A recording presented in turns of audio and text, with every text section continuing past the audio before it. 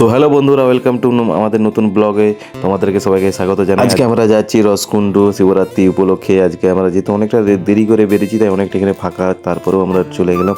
আর ঢুকতে না ঢুকতেই দেখছি এত নাকেতে ফুচকার সেন আসছে, কোনো না উপায় না পেয়ে আমরা কি করব, ওখানে গিয়ে দুজনে দুটো ফুচকা খাওয়ার জন্য সামনের দিকে এগিয়ে যাচ্ছি। আর সেই সময় এত সুন্দর এই মশলাটা বানাচ্ছে যে দেখে মুখে জল চলে আসলো। তারপরে কি করলাম, আমরা দুজনে খেতে শুরু করে দিলাম।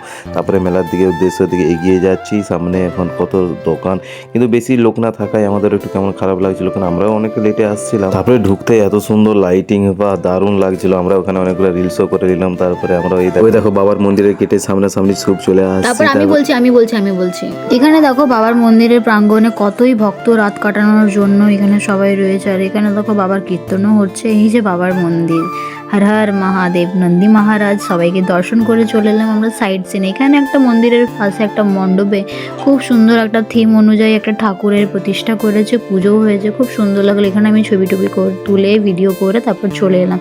চারিদিকটা ভালো করে আবার একটু ঘুরে চলে এলাম। তারপরে চলে এলাম ভেলপুরি খাওয়ার জন্য। আর এখানে ভেলপুরিটা খুব গরম ছিল। ওখানে খাওয়ার পর আমরা চলে এলাম এখানে স্টার্টারে কিছু খাওয়ার জন্য। এখানে যে চিকেন ললিপপ খেলাম, আমি খেলাম মোমো খেয়ে, আইসক্রিম খেয়ে তারপর সিধা আমরা বাড়ির দিকে রওনা দিলাম। বাই।